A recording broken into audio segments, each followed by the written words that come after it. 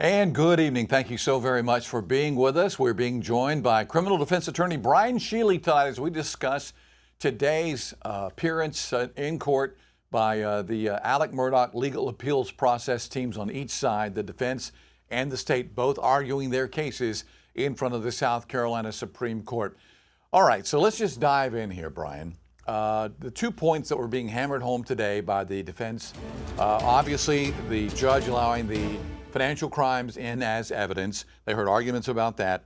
Also, Becky Hill, the former clerk of court, the allegation of jury tampering. At one point today, the Chief Justice of the Supreme Court calling her actions improper when talking with Creighton Waters.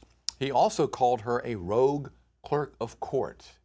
Your thoughts? JR, strong language from the top judge in the land. So I think there's no ambiguity about how they felt about her conduct, as we'll call it, her misconduct, and the fact that they, today in their questioning of Creighton Waters, basically got him to admit that it was misconduct and it was improper, and that was something that he had not necessarily said outright. He had been saying that was kind of some fleeting comments, but they kind of hammer down, and that's part of the appellate process where they really get lawyers out from the briefs and they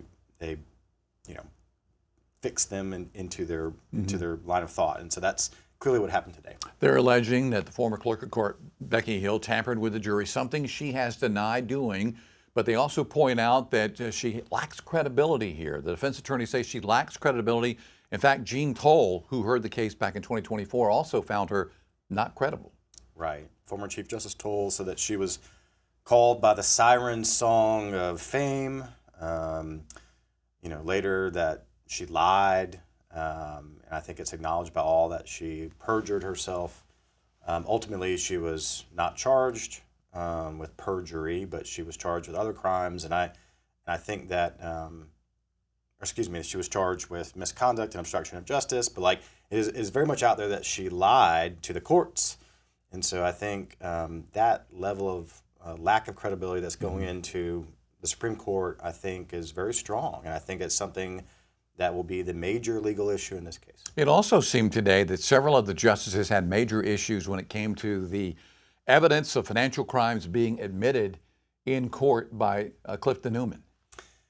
They did, JR. I think, with all the pressure in the moment of this case, allowing other crimes and bad acts to come in on, to ultimately maybe alter a jury's perception of, is someone guilty or innocent based on the evidence we're hearing? Why are we hearing about this other stuff? And so that can be quite persuasive. And so there is a very strong rule of evidence in South Carolina that is a rule of exclusion, where this kind of stuff is not really supposed to come in unless it can show a clear connection between those other crimes and it tying into the crime that's before the jury, unless a defendant takes a stand and then opens the door to his character. And so the defense was arguing that he didn't open the door, and the Creighton Waters and the state were really trying to say, well, this is part of his motive, therefore we should get it in. And Judge Newman ultimately agreed with them.